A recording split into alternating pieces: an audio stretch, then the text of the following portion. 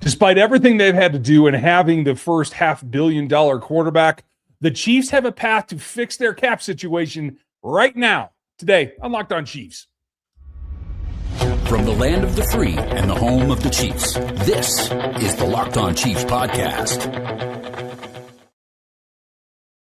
Welcome back, Chiefs Kingdom. Thanks for making us your first listen here on Locked On Chiefs, your daily podcast for the Kansas City Chiefs on the Locked On Podcast Network, the #1 podcast network for sports in America. And we appreciate you. We couldn't do it without you. You everydayers are the thing that makes this wheel go around. We appreciate you even more. And that's why we created the Everydayer Club. Check that out for you, those of you that want to join and want to get into the Discord, where we have our own environment of just us here at Locked On Chiefs and our fans. Or if you want ad-free audio, those are the two ways to do it. So get in there. We're going to get after it today because there's a lot, and I mean a lot, to go over about the cap. There's nuance. There's some blunt force trauma that we're going to have to get through, but we are going to have a plan. Chris has his wrenches out. He's going to fix this thing. I'm Ryan Tracy, the founder of Rogue Analytics and Performance Consulting, as well as NFL33.com and RGRFootball.com. Chris runs KC Chiefs Corner. We've been covering this team 9+ years on this show and about 30 combined years total for us, somewhere in there. And we've seen it all, done it all. We've been here since day one with Patrick Mahomes and Andy Reid. And we know that you guys are looking for somebody who knows the bigger picture. How crazy was that show when they traded for they traded Alex Smith to start Patrick Mahomes? You know, sometimes you just got to relive your moments. And we were live at the time with an audience, and it was a lot of fun. If you guys never saw that, you can just search Alex Smith here on the channel, and you will find it. You can get in the Everydayer Club and not have to listen to the ads, and you can get in Discord over at LockedOnChiefs.supercast.com. Check that out. We're going to run it down for you. How do you fix this cap? What are the step-by-step things in priority that you got to do to get this done? Chris has a plan. He is the cap master around here. So he's going to take us through that. Then we're going to take that as a basis to start looking at how you make this defense stronger. What can you do? Not just the positions of need, but how it all fits into the hierarchy of both the cap and the need and the development and who's going to be a free agent in 2 years from now and that kind of stuff. And then we're going to lock it all back down with the other side. Weapons, weapons, weapons. Patrick Mahomes always needs them. Whoever's going to stand in for Patrick Mahomes to start this season is going to need them even more. Do we have enough? That's coming up later in the show, but we start where we have to start. I'm double checking it as of today, Chris. 54.3 over. Is that correct? Yeah, around 54.5. Yep, that is what I'm looking at, is where they are on the salary cap. And honestly, that's going to vary because that's an estimate based on the estimate of what the cap is going to be. So could be a little bit higher, could be a little bit lower. We won't know for, I would guess, probably another couple of weeks. But at this point, we'll see how that goes over the next couple of weeks.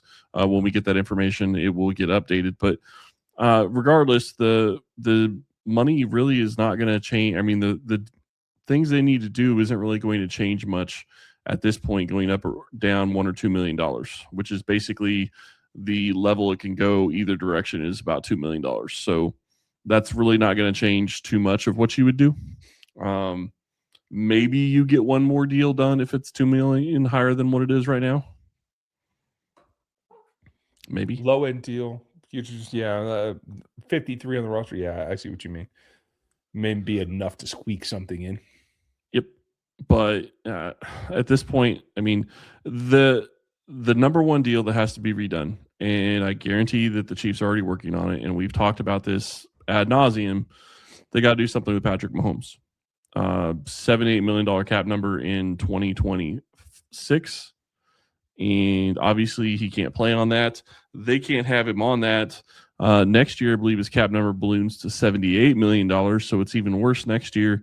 And if you're going to adjust it the way they've been adjusting it, you got to figure that they're probably going to free up about $40 million in cap space. And if you do that, that would mean adding another 8 onto next year.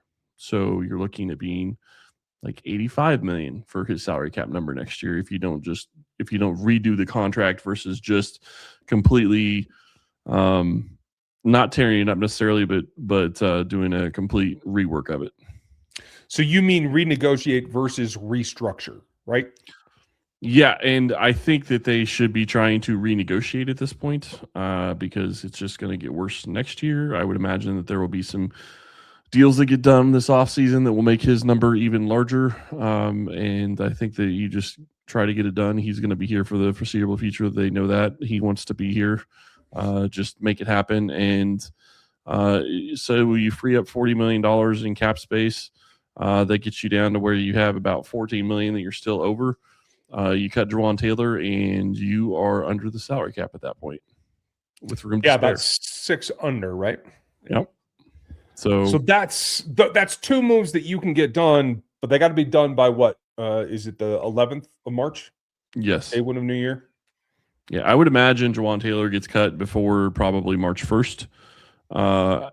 In theory, it's possible that they rework his deal. I don't see that happening considering there's really – I don't think he's going to be willing to take a pay cut, and that's basically what he would have to do. So I don't see them reworking his deal, but that's really the only way I would see that he could stay in Kansas City. It makes sense to me. So with Patrick, we're thinking that does the bulk of it, but Patrick's a difficult deal. That, especially knowing, as you said, and I agree, I actually lean towards, I think there's probably a rip-up clause in it. But if not, if you're renegotiating the entire structure of it, that takes a while. Do you still think that there's time to get that done in 5 weeks from now? Oh, I think that they've already been working on it, and they were probably already working on it during the season. Let's go back to when he signed this deal. Nobody knew, or it wasn't being reported. It wasn't being widely reported that they were working on a deal. You figured they were working on a deal, but it wasn't being reported that they were. So there was really no telling, and the Chiefs, generally speaking, have been very good about keeping things quiet. And that really goes down to just about everything they do. The Chiefs really don't share stuff. So if you get information, you're more than likely getting it from the agent, and they're not going to share stuff either because the Chiefs don't want this shared, and Mahomes is going to defer to the team. The agent's not going to get any benefit from getting the deal redone, mainly because the reality of looking at Mahomes' deal is it's so unique. Good luck saying that's going to be a big deal. So, Mahomes' deal is going to be what drives them, but there's some other moves that can be made. I mean, they can free up some pretty decent cap space pretty quick. If we cut Jawaan Taylor, that gets them to negative 34.5. If you cut Mike Danna, that gets them to basically negative 26. Cut Drew Tranquil, that gets them to negative 20. Cut Noah Gray, that gets them to negative 15. Now, why would you cut Noah Gray? It's just a bigger number.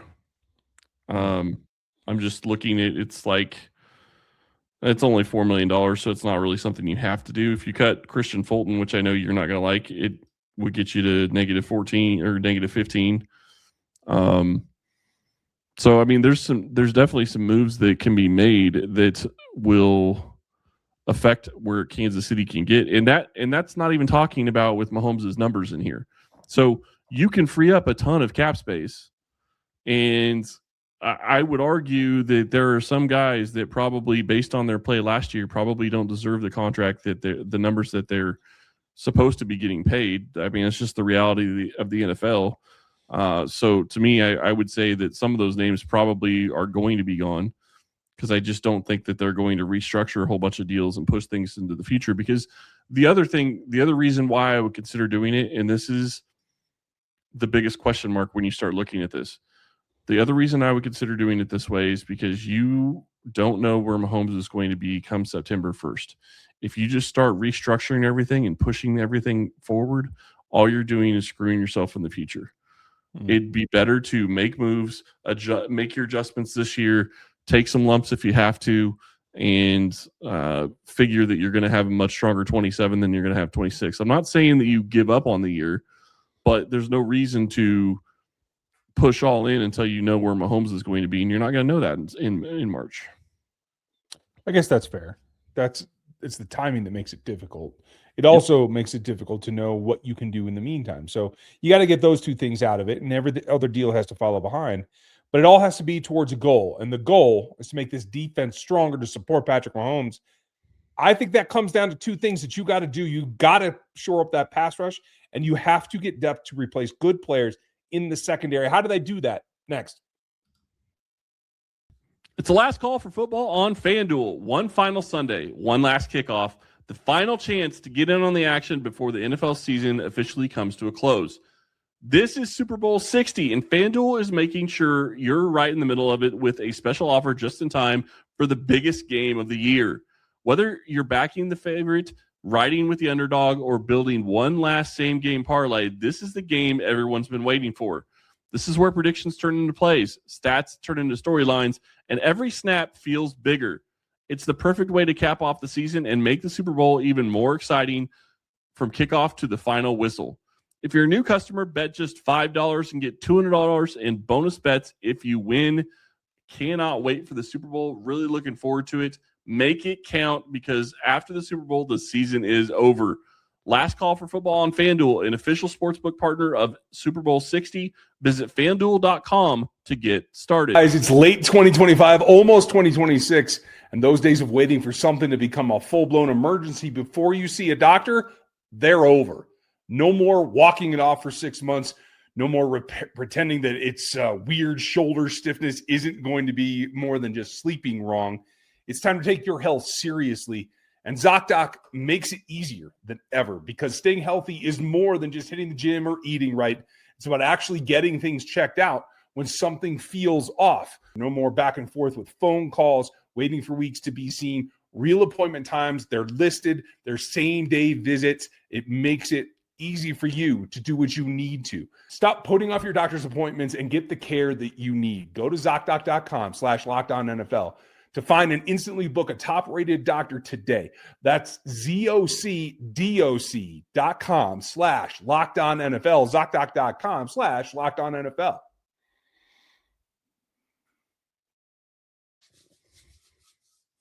Getting stronger is always difficult. If you want to get a stronger presence on this show, make sure you go to LockedOnChiefs.supercast.com.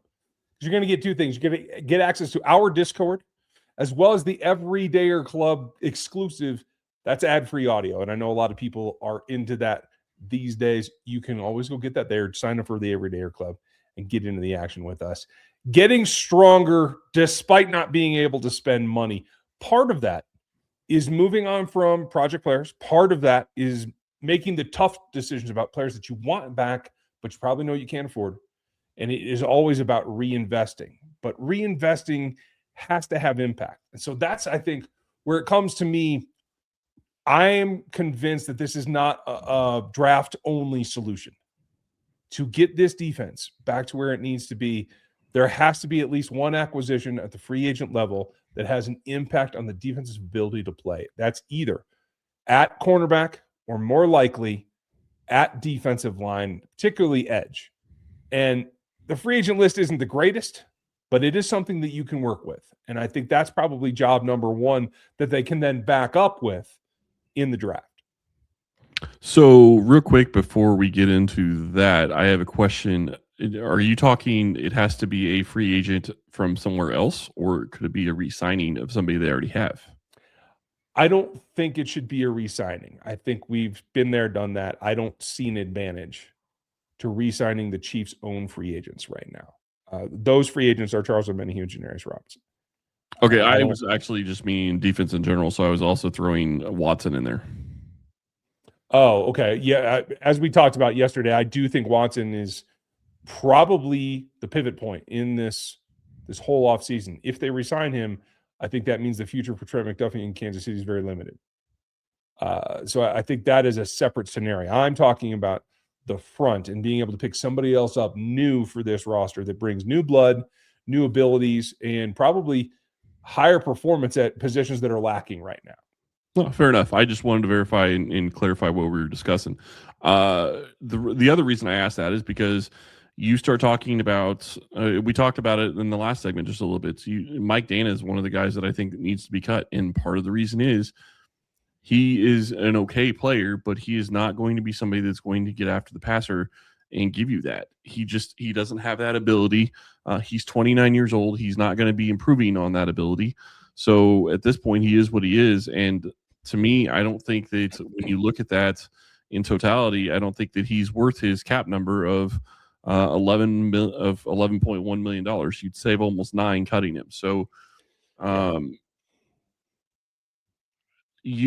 that point, you're getting all but $2 million back. So to me, I think that's a move that they're probably going to make. And you're right. I don't think that Charles Omenihu needs to be coming back. He didn't do anything last year. Jerry Tillery is another one of those guys. I don't think they need to be bringing back.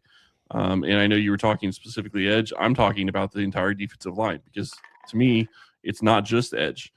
Yes, you need pass rush, but you also need interior pass rush, and you need somebody to help support Chris Jones. And they don't have that on the roster. And I would love to see them be able to go out and get somebody, and maybe somebody that we didn't talk about getting any kind of adjustment to his deal is Chris Jones, and maybe taking some of his money and adjusting it gives them the ability to go out and get somebody to put next to him and help him, whether it's an edge or a defensive tackle. But they absolutely need somebody. And I've already talked about this.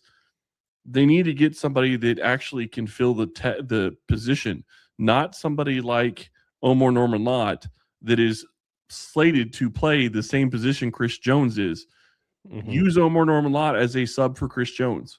I'm not saying you can't ever have them on the field at the same time, but they don't, you can't put all the weight on Omar Norman Lott. I do think that's part of the reason he got hurt.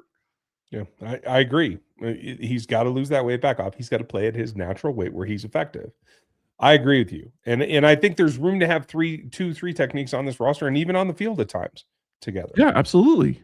So they need that. In order to do that, you have to have other pass rushers. And so I do think edge is the place that I would look the most. There's a couple of obvious guys there that I think will be have the ability to impact, and B, are somewhat affordable. The first that comes to mind is Boye Mafe, who the Chiefs were looking at before the trade deadline. Coming off of a rookie deal, I do expect he's going to be somewhere in the $12 to $15 million range per year. I think that's addressable, especially, as you said, when you're getting 9 back from Mike Danna. And let's be honest, Ashton Gillotte is the new Mike Danna, who can reach inside and rush from the interior, can play out on the edge, isn't a lightning rod pass rusher. No, but he gives you pass rush, and he's young, so he will be getting better. I'm not going to say he's reached his ceiling by any way, shape, or form. So to me, right now, your starters are George Karlaftis and Ashton Gillotte. And I like Gillotte, but I'm not ready for him to be a full-time starter at the edge position for the Chiefs. Yeah, I mean, I like Gillotte a lot, probably more than most in Chiefs Kingdom. And even I'm to the point where, no, he has a long way to go. And he's got to get his first step a little bit quicker if he's going to be a primary edge rusher. And I do think he can be a base edge and reduce inside on passing downs. Maybe he's the guy who lines up next to Chris Jones or Omar Norman Lott if you have another designated type pass rusher. And that's what Mafe would be, in my opinion. Because I think Mafe against the run is a little bit iffy. I know people are going to bring up Jalen Phillips, who I do think the Chiefs had a little interest in. But I think he's probably going to be in the 17, 18, 19 million a year range. And I don't know that you can marry that on this defensive line. Probably not. And interestingly enough, I thought Felix Anudike-Uzomah was a free agent. He is not. So he is still on the roster in Kansas City in 2026. Not saying that you need to pencil him in as a starter or anything like that, but it is some depth that I didn't think that they even had. Agreed. And cheap depth, I will put it that way too. Yeah, and there's other guys that fit some roles that can do some things. You can take flyers, and I think this is kind of the spread effect. You have to have a free agent signing that can be starter level, that can make an impact, right? You can also afford to take a couple of flyers on guys that maybe you think can grow into it as well. And I do like a couple of guys like Peyton Turner, formerly of recently of the Cowboys. You guys know how I felt about Cam Thomas. He didn't work out while he was here. David Ajabo has never really worked out, but they're both 26. They're in that range where the end of their development is close, but it's not done yet. And I think those are along with D'Angelo Malone. Just looking at some other names here. Even AJ Epinesa can give you some reps. You know what I love about talking defensive ends and going that direction and signing somebody that you think can step in and be that starter is it doesn't affect you in the draft at all. Like, to me, it doesn't matter if you go out and sign somebody, even if you were to go out and sign Jalen Phillips. I don't think that keeps you from drafting a guy like Bain. If he somehow falls, it doesn't affect you drafting him. Like, that is a position you absolutely need 3, 4. I'd love to have 5 good pass rushers. Yeah. Like, that would be amazing to have. And what you're going to see, people are talking about it this week, is you're about to watch the Seahawks go to their Super Bowl. Defensive lines are now, being treated as hockey shifts, where you're swapping 3 and 4 guys out along that front to go get pass rush, to keep them fresh, wickedly rested in between. And so that you have wholesale substitutions. And I think that is the wave of the future. Now, there's ways to counteract that, and offensive coordinators will latch on. But I agree. I think the Chiefs need to have 4 or maybe even 5 pass rushers that can legitimately get after the passer. Well, that's why I think that it doesn't matter what you do in free agency, even if you're to add, a high-level starter or higher-level starter and a mid-level starter or mid-level guy. I still think you could go draft whoever you want, because the biggest thing about that pick is you are not thinking that you're going to be picking in the top 10 anytime in the near future. So take advantage, get the best talent available, which is what you should be going for in the top 10, other than one position, which is quarterback. It's the only position I would say that they shouldn't top it. And I guess maybe running back. That would be the other one. Well, I think free agent running backs are a very bad deal most of the time. So I do not anticipate that whatsoever. Well, I'm talking about running back in the top 10, as in. Oh, in the draft. Okay, yeah, that's not even. Oof. Yeah, I mean, if you can find a weapon, you got to have a weapon, right? But it doesn't have to be in the first round. And the Chiefs have some weapons. Are they enough? What's Rashee Rice's future? That's next.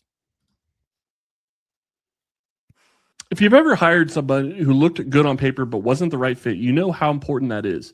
When you want candidates who truly match what you're looking for, trust Indeed sponsored jobs. Hiring Indeed is all you need. Stop struggling to get your job post seen on other sites. Indeed sponsored jobs put your post at the top of the page and helps you reach the right candidates faster. If I need to hire someone for this show, I go straight to Indeed to be very specific about what I need. Real experience, not just a resume buzzword. Instead of struggling to get your job post seen, Indeed sponsored jobs helps your listing stand out and reach quality candidates faster. According to Indeed data, sponsored jobs posted directly on Indeed are 90% more likely to report a higher than non-sponsored jobs. Spend more time interviewing candidates who check all your boxes with less stress, less time, and more results using Indeed sponsored jobs. Listeners to the show get a $75 sponsored job credit to help give your job the premium placement it deserves at Indeed.com/LockedOnNFL. Just go to Indeed.com/LockedOnNFL right now and support the show by saying you heard about Indeed on this podcast. Terms and conditions apply. New year, new systems. This is the time when a lot of us look at messier parts of how we run our businesses and think there has to be a better way. And there is. Streamlining your communications is one of the quickest upgrades you can make. That's why today's episode is brought to you by Quo, spelled Quo, the smarter way to run your business communications. Because when your team is reachable, organized, and communicating in one place, you're not just working cleaner, you're creating more opportunities to connect with customers. I love how simple Quo makes everything. Your whole team can call and text from one shared business number so nothing gets missed. Everyone sees the full conversation thread, which makes replies faster and more personal.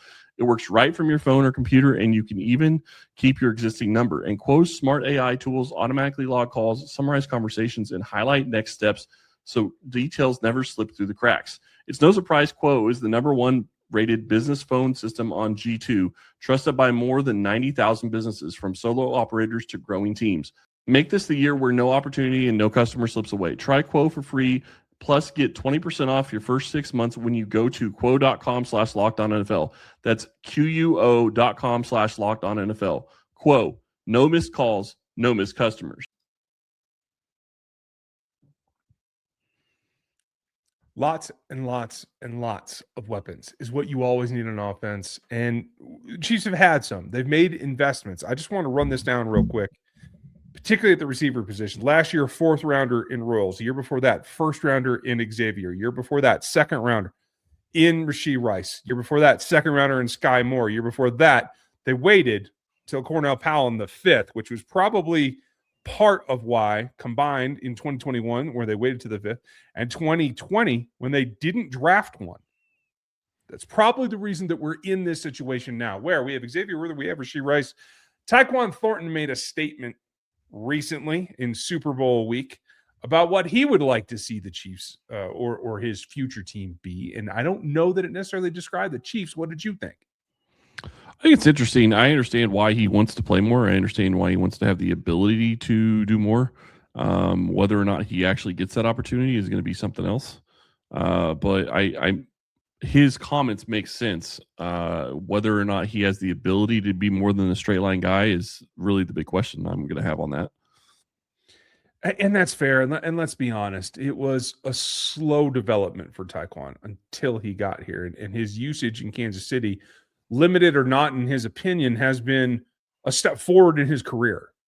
So I expect them to try to bring him back. Does he have a bigger market? He may. We don't know. He is an unrestricted free agent. So we will have to play that game. But that question and the lack of development and exposure for Royals brings us to the other question. Do they have enough? Are they back in this situation where weapons have to be added in this draft and in this free agent period? I don't think you can never have enough good wide receivers, and I think that's the reality. The other part, and we kind of talked about this before we started the show, is the wide receiver position has literally become a premium position over the past couple of years with what they're getting paid at this point. So you have to also take that into account as to how you're going to build your roster and what you're going to do, because the reality is that you are going to need to decide how are you going to spend your money. Are you going to spend it on wide receivers and try to get guys that can help you there? Or are you going to spend money on your offensive line? Kansas City, generally speaking, has been spending money on their offensive line. They haven't spent money on wide receivers. That's a big question. Is that going to change this offseason? I don't know. I got to think it's not going to change. I think Rashee Rice is an exceptional athlete. I think he fits this offense pretty well. But unless he is able to stay clean off the field and stay on the field for injury and produce to the point that he hits his ceiling, which I believe is somewhere between 1,300 and 1,500 yards and a good double-digit touchdown season, I don't know that he is going to get an extension in Kansas City. There's no fifth-year option because he was taken in the 2nd round. Yeah, and I disagree with you because I think he will get a deal in Kansas City. And I think he's going to get a deal because, one, he's broke, and two, as bad as it may sound, I think Kansas City is going to take advantage of that to an extent. Because the reality is he needs money, and he needs money very bad. And the Chiefs can essentially tie him up for 3 years if they want to.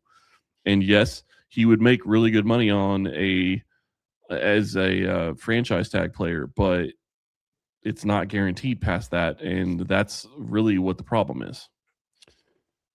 I see your point. I feel like so far, unless something drastic changes, that the volume of headache so far has not been leveled out by the return on the field. So maybe he still has time to change that. But I'm saying as it sits now, I think looking at wide receiver options in this draft is certainly legitimate. And we've talked about sitting at number 9. Are you going to have the pass rusher that you want available? It's very iffy at that point. And so does offensive tackle become an option? Does wide receiver become an option? I think that you have to be open to it. I don't currently have a wide receiver in the top 10 in this draft class, but doesn't mean that Brett Veach doesn't. Okay. I would also argue with you that Kansas City generally doesn't pick anywhere close to top 10. And generally speaking, maybe you're right. Maybe they don't have a wide receiver that's top 10. Do you take somebody at 9 if you can't get value that you think is a top 15 player, not a top 10 player?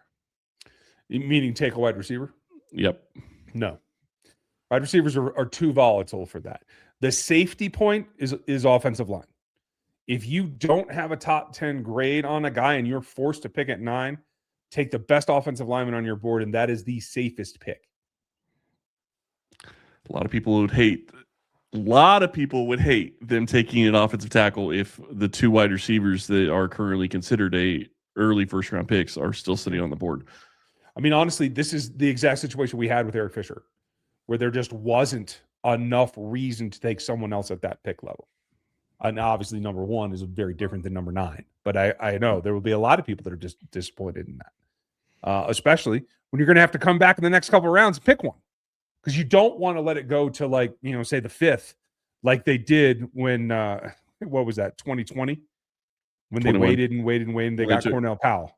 Yeah, 21. You're right. Okay, but what do all those other wide receivers have in common? Which? Who? The ones that you named off. Sky Moore, Rashee Rice, Xavier Worthy, Cornell Powell. What do they all have in common? Who is their wide receiver coach? That's fair. I'm not saying it's just on the coach. But what I am saying is that I don't think this team has given those guys any real help or good help that should get them there. You've heard players put stuff out in the media to an extent that they felt that way and that they were getting stuff from other players and even the tight ends. And that to me says there are some issues that really should have been addressed years ago at the wide receiver coaching position. And I'm not saying that it's that just changing and getting them a good wide receiver coach will change what they already have, but you maybe look at it and say, okay, well, Jalen Royals didn't do anything this year. Can he step up and be a 500-yard receiver or 600-yard or 700-yard receiver next year? Can he step into that role? They're going to know more than we do because he just wasn't on the field. They didn't use him. I think it's a cross your finger situation. We're going to have to see. Let us know what you think. Is a wide receiver in the top 10 even an option? And do you think that the Chiefs go big in free agency after they get their cap sorted out? Leave your comments here below on YouTube. That's where we look at them the most. But you can always hit us in the Discord if you're one of the everydayers. We appreciate it. Check it out. LockedOnChiefs at supercast.com. Thank you for being with us. I have pieces going up on NFL 33 about the draft class, about the GM situation around the league, and a couple of nuggets coming your way. So check that out before Super Soul Sunday. And we'll have another show for you tomorrow as we break down some of the rumors and who could the Chiefs be trading for. That's tomorrow. Have a good one. We'll talk to you then.